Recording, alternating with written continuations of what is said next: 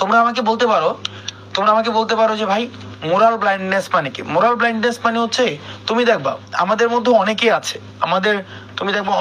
আমাদের মধ্যে, মানে বাসায় বাবা মা দেখা যায় সরকারি চাকরি করে, বেশিরভাগ ক্ষেত্রেই বাবা মা সরকারি চাকরি করে, ওর বাবা সব মিলিয়ে বেতন পায় 40,000 টাকা।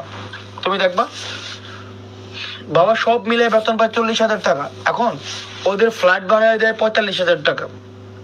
ওর 3টা ভাই বোন, 2টা ইংলিশ মিডিয়ামে পড়ে, একটাকে বিদেশে রেখে পড়ায়, এবং প্রত্যেকে আইফোন চালায়। ওরা স্কুল কলেজে যখন ছুটি পড়ে ওরা বিদেশেও ঘুরতে যায়। তারপর হচ্ছে ওরা কুরবানিতে 12 লাখ টাকা দিয়ে ছাগল কিনে, কিন্তু ওর বাবার বেতন হচ্ছে 40,000 টাকা।